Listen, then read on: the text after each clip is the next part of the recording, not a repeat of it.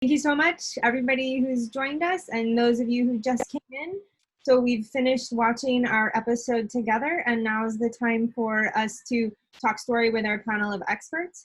I've also just opened up our post survey poll, so that's the same 5 questions that you answered in the pre-survey, and we'd appreciate your input on those now, but you can work on them as we get our panel together and talk story. So I'll leave that open for a bit. So the poll is open. And today we have Henrietta Dulai, who was our last speaker in the video. We also have Tracy Wiegner from Hilo and Shellie Habel.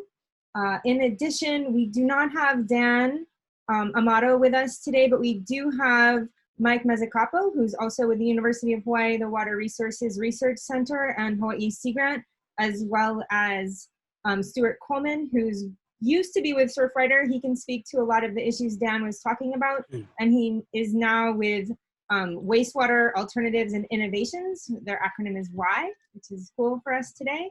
So I'll invite questions, and if you guys don't, you're welcome to put them in the chat, and I will try to moderate that, or you're welcome to turn on your microphone and ask them verbally. So I can start off with a question. Shellie, I wonder about the flooding that we're seeing now in areas like Mapunapuna, where you know that it's fresh water, you know that you can trace cesspool contaminants. Is there a health risk to the water that's on the streets there? Right, so I actually worked with Henrietta's group, including her grad student, Trista McKinsey, on that. And so, yeah, those puddles, it's like a combination between, there's a little bit of groundwater coming in, there's a little bit of water from the ocean that's kind of flooding up through drainage conduits, because a lot of our drainage conduits work by gravity flow. So some of that is salt water coming up. There's almost no water coming up and over the ocean, which is what we envision when we think of sea level rise. But yeah, what Trista and Henrietta's group has found there is that there is cesspool effluent there. And so obviously there's likely pathogens in there that if you're not careful, if you get that material on your hands or something, then yeah, it's a health concern. And I've actually gotten infections from working in that area. So some personal experience. There are a couple of questions in the chat. The first one is about sand filtering out the pathogens, and can they still enter the aquatic environment via rain and or tides, or does the sand filtering kind of shred the pathogens? Is that a question for me? Because I think maybe Henrietta would provide more knowledge on that one. I will answer shortly with referring to studies that have been done by Ali Boehm, both in California and in Hawaii, where she actually finds that some of these get out by, for example, groundwater discharge and tidal flushing. And I'm going to pass it on to Tracy because I think she's the one who really worked on those. Yeah, so sand is also a reservoir for pathogens, whether it comes in through the groundwater and sticks to the soil of the sand particles, or from people going to the beach and shedding bacteria onto the sands. So people can get infections just by playing in the sand as well as going in the water. So I think if they're accumulating in the sand, then when you do have a rain event, or you have high tide coming in and then low tide going out, that would definitely be a pathway to bringing those pathogens to the ocean. And if I may add, hydrologically, we maybe envision groundwater and the tidal flushing through sand, but a lot of beaches or coastlines are not necessarily covered by sand. And we have many springs that discharge directly from rocks, from pretty large conduits that do not filter out the water.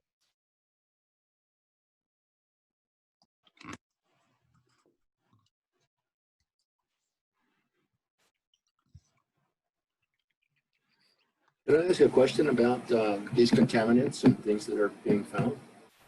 It's one thing to find and identify a bad guy and its concentration, But it seems like the rest of the question is how long does it last? What's its half-life? And or what will it break down into? What are the subsequent molecules and their relative effect? And or the combination of those things.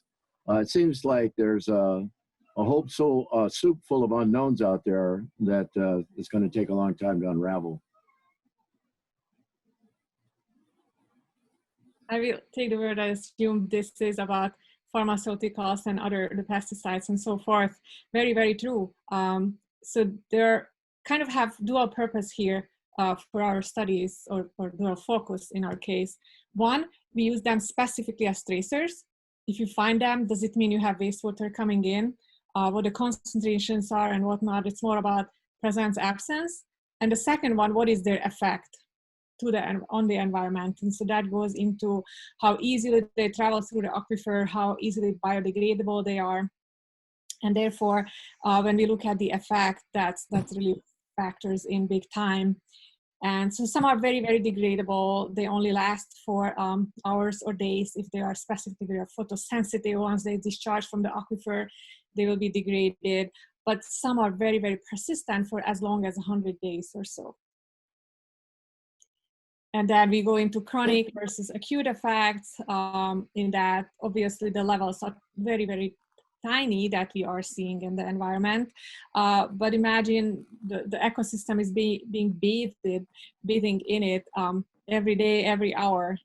So is really receiving a low dose, but over many years. So that's still the question out there, how it affects the ecosystem.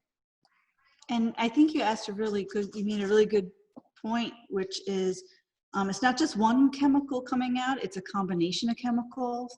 So, we typically focus on measuring one, but not all of them together in combination, and we don't know how they interact with each other because it's much easier just to try to do one at a time rather than some kind of combination and different concentrations of them. So that's definitely where the field needs to go, but it's quite technically challenging to do that, and then to figure out that combination effect on organisms.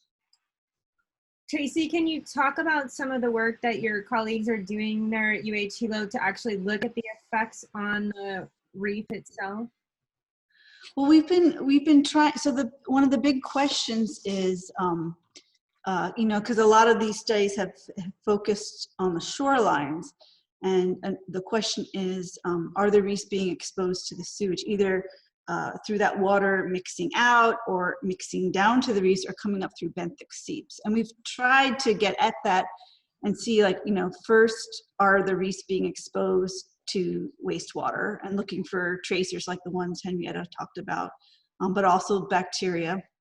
And then trying to look for associations with coral health as well. And it's hard because once you get to the reef, oftentimes the wastewater is very diluted, which is good for the reefs, but hard to detect. But it does appear, one of the things that we found, and I know that they've also found this in Guam too, is an association with nutrients and growth anomalies in corals. And there have been other studies looking at other types of diseases. So in the Caribbean, they have found that there was a human pathogen present in sewage that was actually causing a disease that led to almost complete decimation of antler coral. So there's kind of a related question in the chat about comparing pharmaceuticals and pesticides or other material. How big of a driver do you guys think that nutrients are in terms of coastal impacts?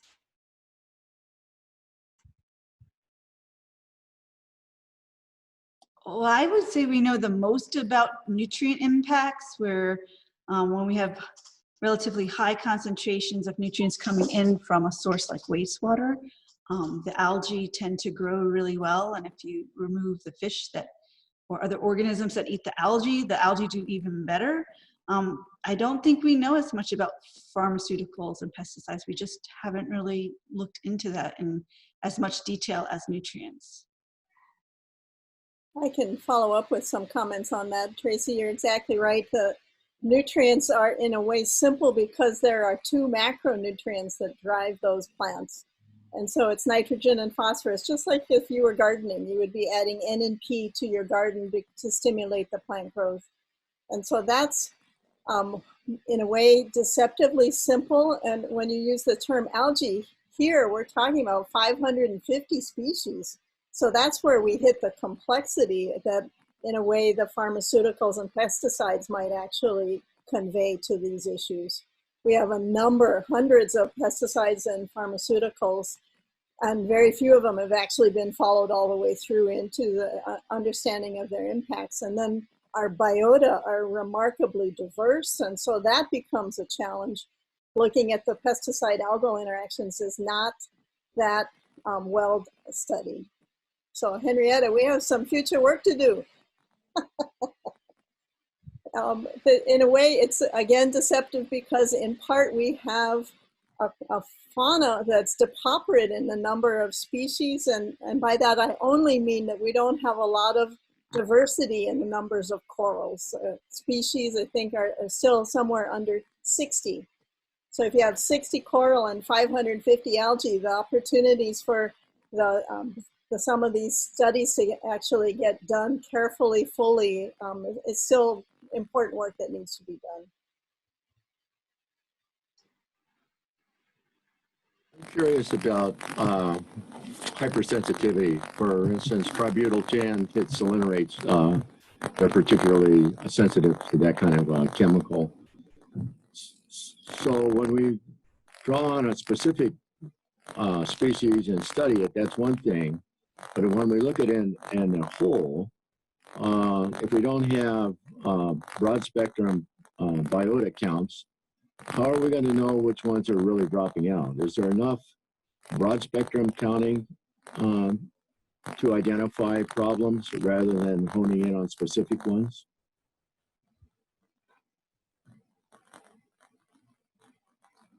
I'd be happy to begin to address that, and I think that's an excellent question. We have far more knowledge about the distribution of corals in our coastal to moderate deep waters because of the work that's done by NOAA in the Coral Reef Ecosystem Division. CRED is its previous name. I'm not sure what it's called these days. But also the Division of Aquatic Resources under DLNR. They have sites that have been built up as research sites that focus on coral. And so if something were to be lost from those studied sites across the main Hawaiian Islands, one would know it. There in fact have been concerns of losing particular invertebrates from Kaneohe Bay as well over time. But again, once you go outside of that fairly small group in terms of genetic diversity for coral and into other groups like seagrasses and macroalgae or turf algae, crustose coralline algae, we're still in a very early era in understanding what we truly have. And so losing something is my fear that we are going to lose much of what we could have that provide important trophic level foods for other higher levels, because we don't have the studies. The impacts could be silent in that they won't be documented. It's a serious issue. I've likened our status in really where we understand algae as being like maybe if we were in Woods Hole in Massachusetts, we might say that we're about in the era where they were in the 1900s. Here we are in the 2020s, and we're still discovering new genera and new species. The work of Alison Sherwood has just been stunning in the level of cryptic diversity that we're recognizing in the plant community. And why now? Because somebody asked the question. It's been there all along, but without a focused effort to understand these, we would remain uninformed. And I offer the algal examples just because I'm familiar with them. I'm sure that the sponges and the other classes of invertebrates would similarly feel understudied. And when we try to compare the levels of these pharmaceuticals that we find, so there are no limits on those. That's why they are called emerging contaminants, there is what's called the no effect concentration. And so how harmful a certain chemical might be for an ecosystem is assessed based on what are the most sensitive organisms are to those kind of compounds, and what are the concentrations at which there are not yet documented effects. And so we find that many of the concentrations of these pharmaceuticals that we find are actually above those no effect concentrations. But again, there are no studies for Hawaii, so we have to compare or use specimens or species sensitivity from other studies done elsewhere. So there is a big gap that needs to be addressed there. Well, hello, Henrietta. We have a question about solutions and to replace existing cesspools.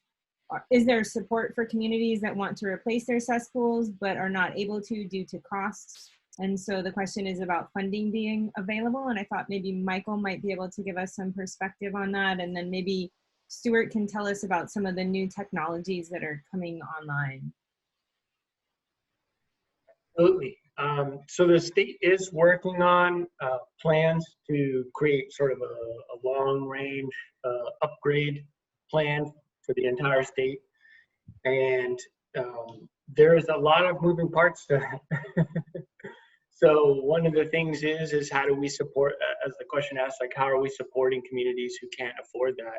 And I'm going to kind of leave that into Stuart, but there are new technologies that we can test and hopefully find that are available to reduce the current costs of systems, as well as we can look to maybe federal and hopefully other state funding to provide grants or low interest loans to folks who can't afford the large upgrade fee that it is initially.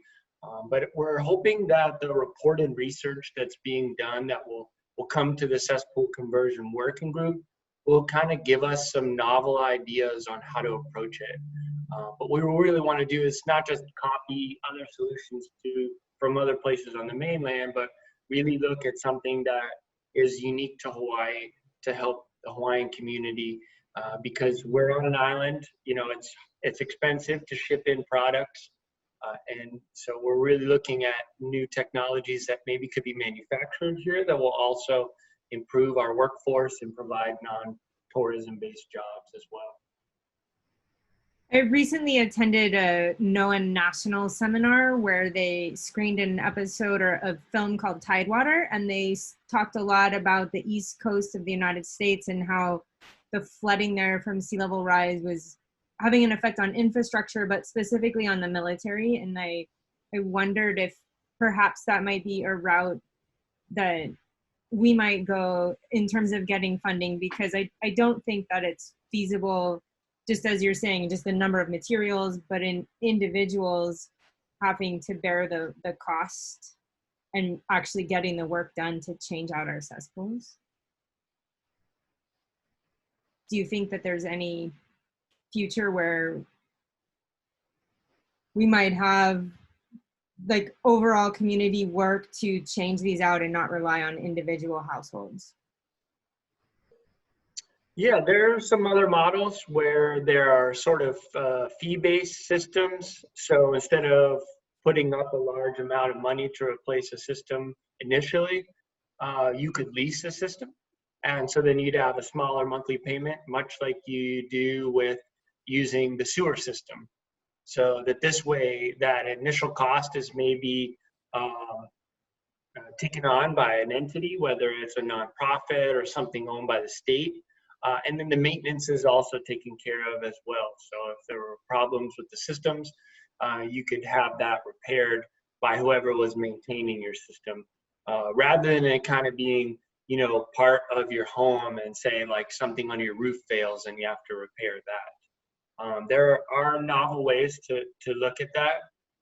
And, you know, one of the ways you're mentioning the military, we could possibly, you know, if there are homes that have cesspools on those land, work with them to try to develop new solutions and figure out ways or test pilot programs there, because sometimes they can be very innovative in terms of, you know, leading on a technology or something like that. And then we could bring that pilot project to homeowners on the various islands based upon results and research. My name is David Tarnas.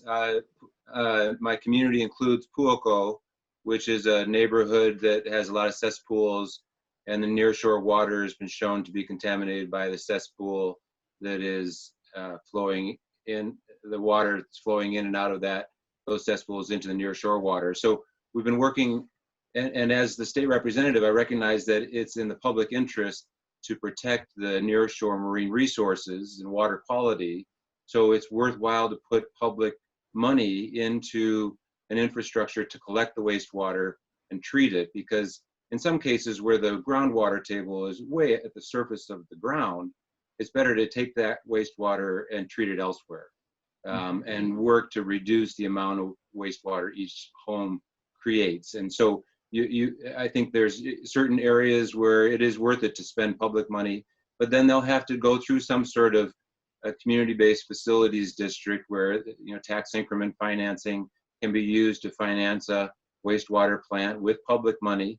It could be paid off over time in their property tax incremental financing.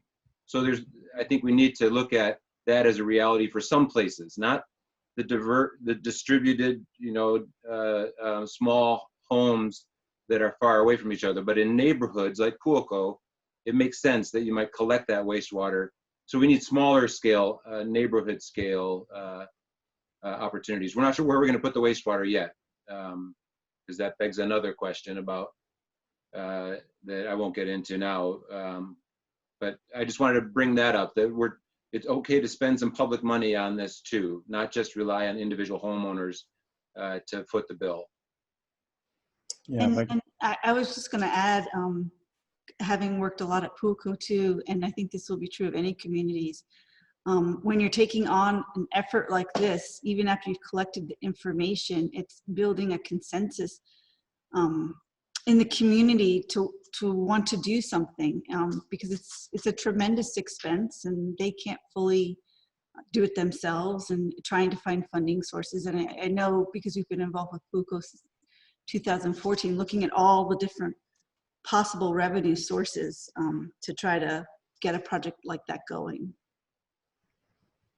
If I can jump in there, I kind of building on both those points. Representative Tarnas has a great point in that, you know, some people assume this is an individual household issue, you know, that the households have to deal with, and, you know, other people might say, oh, I don't have a cesspool, but we all are affected, you know, and, you know, take advantage of these, you know, nearshore waters.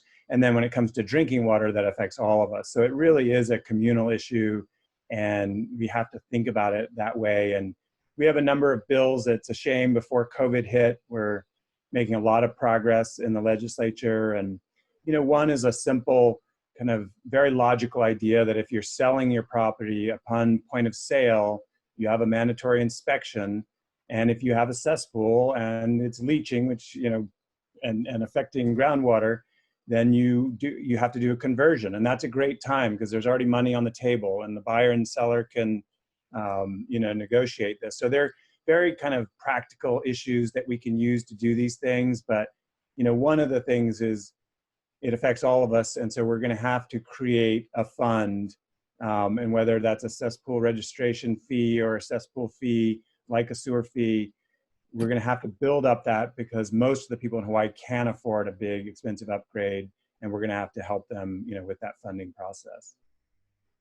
Can you talk about some of the solutions that you guys are testing out, Stuart? Yeah, so we're looking at, you know, very simple kind of nature-based solutions. The University of Stony Brook is doing some great research there in Suffolk County and Long Island, where they're using these kind of, you know, layer cake models where you use sand and soil and wood chips for denitrification. And they're generally passive systems, so you don't have mechanical parts and pumps that are very expensive, that break down, you have to be maintained and inspected. And so we're building on that research and working with the university and Dr. Roger Babcock to innovate that even further, to maybe add biochar and vetiver grass so that we can use evapotranspiration to kind of reduce the volume of the effluent that comes out. And then also we have a new incineration toilet, a Cinderella incineration toilet that's going in at, we're working with HIMB at Coconut Island, and that's really exciting. That just is completely standalone, looks like a regular toilet, but it produces 100% pathogen-free, odorless, ash. And a family of 4, they might have to change this bowl of ash or empty it maybe once a week. So there are all kinds of exciting technologies out there that we're just really coming into and kind of promoting. I actually looked up those cinder toilets after we did our interview, and I'm very interested. Really cool. A potty party, so people can check it out and promote it. So we'll make sure you're there at Coconut Island when we unveil it. Awesome. I think we had one question that we missed. I'm scrolling back up through the chat. So it's a question about, do we expect our reefs to recover if a large number of these cesspools were upgraded? And maybe Stuart, you can speak to that some, or Tracy, I'm not sure who's the best person. Tracy or Celia, because I mean, I know, as was said earlier, the Dan Amato said it in the thing, the amazing thing about these reefs is that they can be really resilient. So we've seen that in Hyanna when you remove a lot of the tourists and all the kind of activity on the reefs, there's been a dramatic recovery on Kauai. But I'll defer to the scientists who know more about that. Well, I can just jump in and say that I know that the invasive algae that bloom in these places where cesspools are feeding their biomass accumulation, they almost have, you can think of it like a demand. They must have that nutrient supply in order to grow. The experiments that we've done have shown that within a week, if we starve those algae for a week, their nutrient poise, or the status in their tissue, starts to decline to a point where life is not sustainable.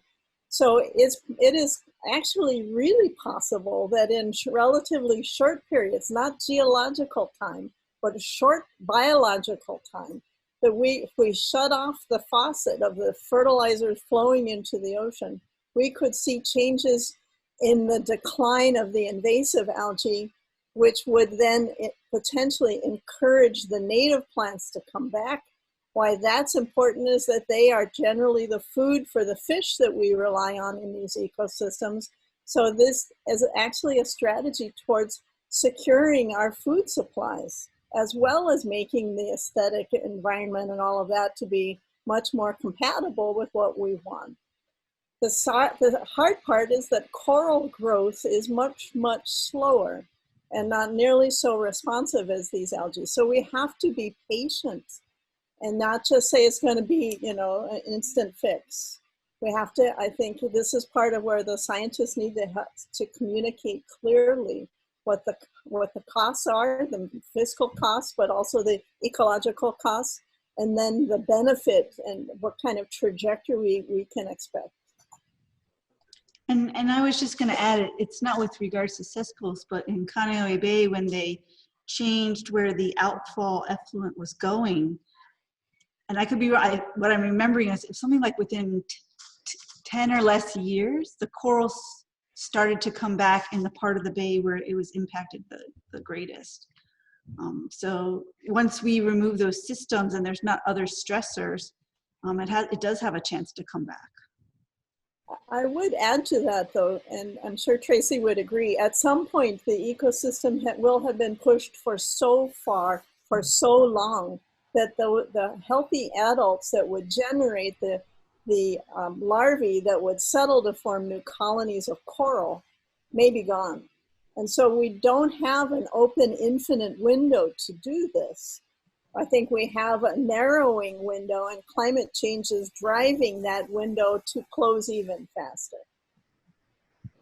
So this is the time to do it. We have the technologies, we have enough science in back of the work that's being done.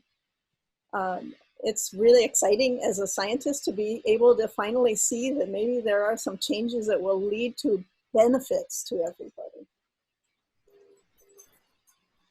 This particular topic has been about individual cesspools, and sometimes that's a home, or it might be a condo or a large store or a shopping center.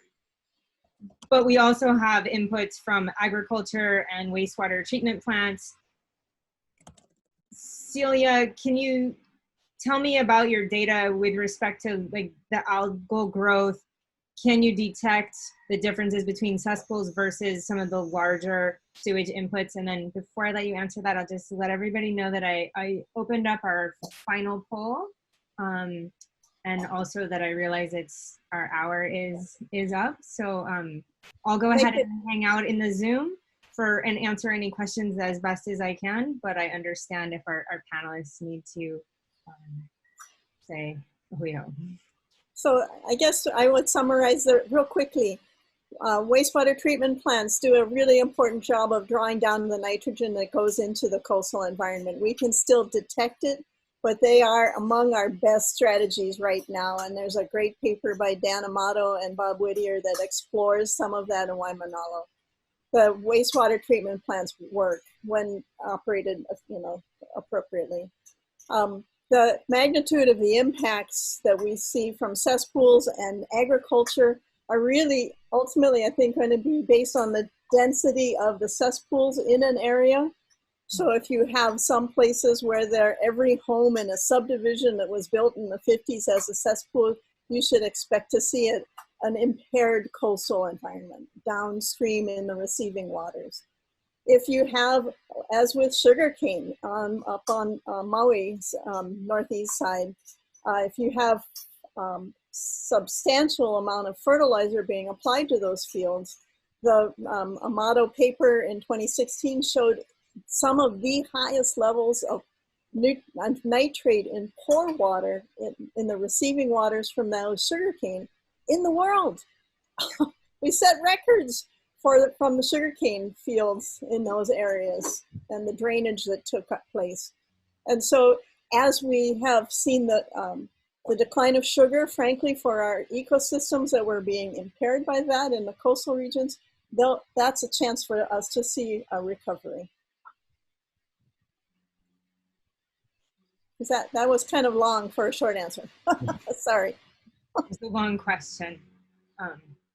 But I do realize that it is 3 o'clock, and so we'll go ahead and end the discussion today, but I know that you can always write to me if you guys have lingering questions, and I can help you to get them answered, or you can visit the episode website and find the contacts that you're looking for.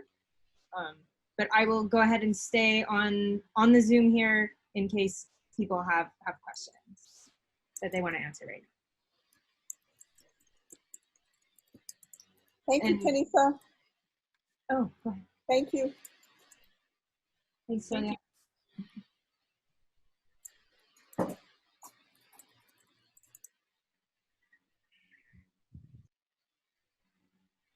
I have a question for you. And it deals with land use, zoning and the like.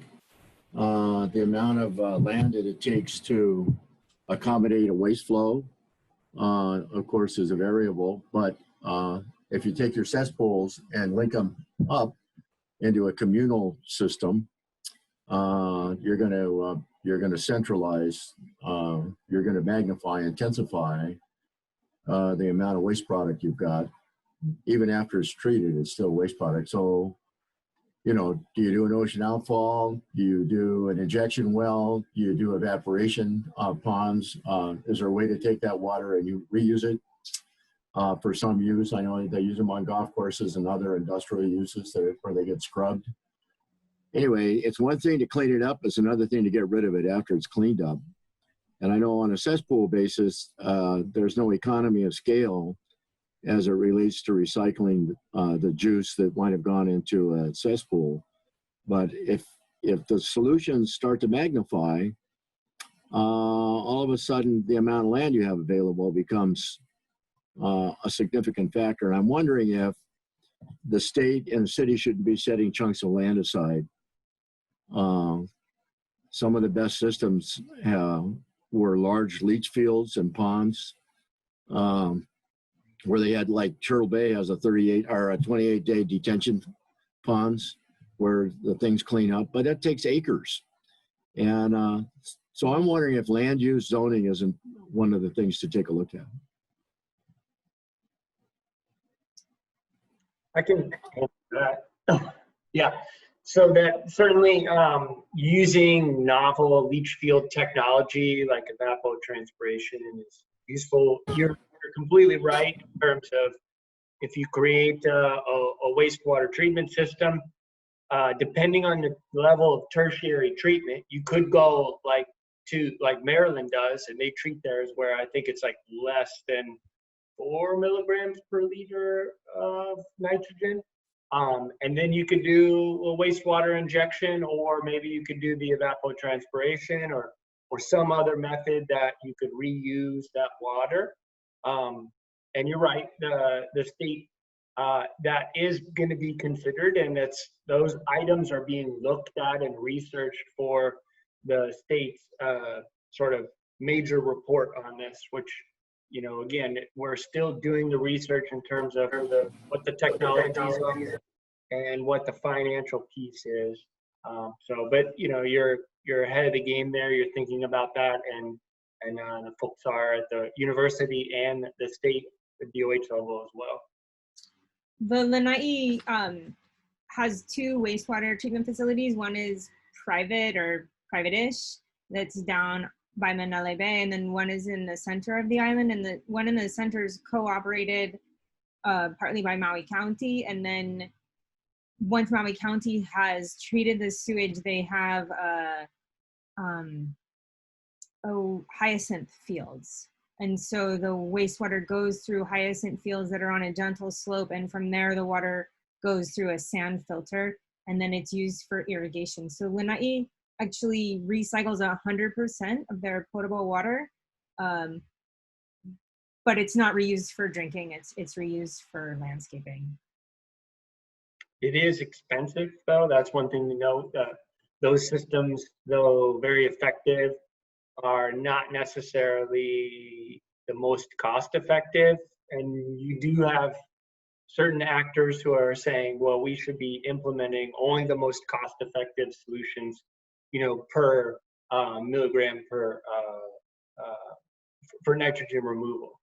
So it's something to consider, you know, like, will you get more people to convert if we are making the solutions affordable, whether that's at the city and county level or at the state level?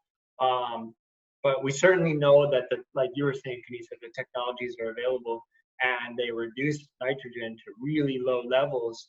But the question is can we find the money to spend that, and are folks willing to pay for that?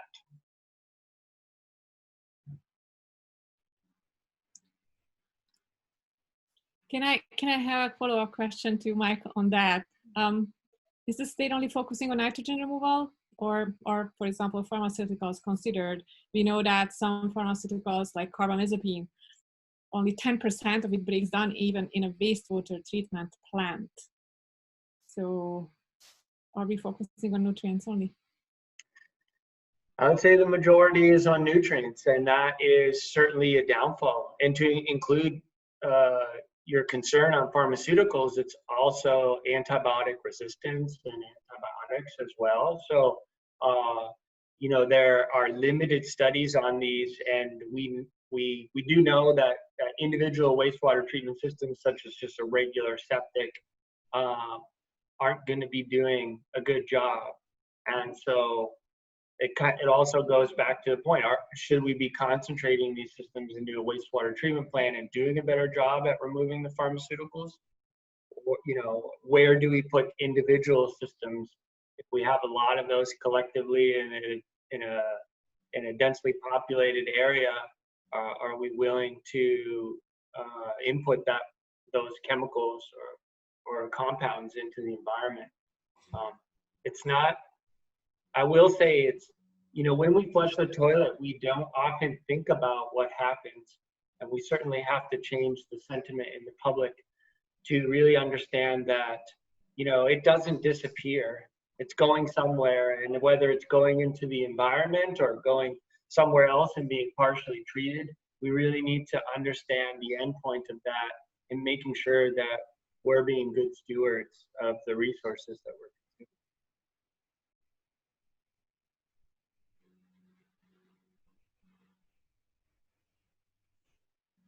Thanks, everybody. I'm going to go ahead and end our meeting now. Let me ask one question. The beginning, you showed a clip. Is that available there's some people I'd like to see that before you went live.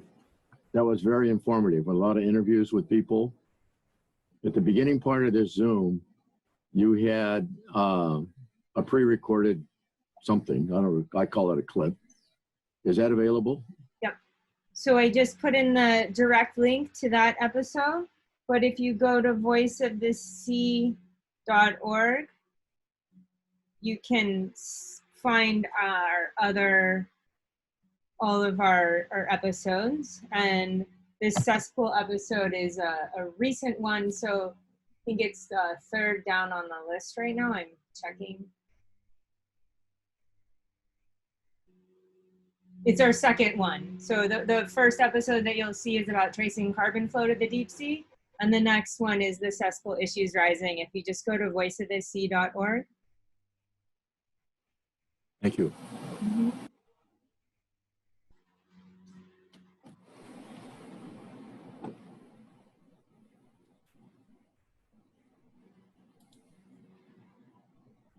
Good job. Thank you. Thank you.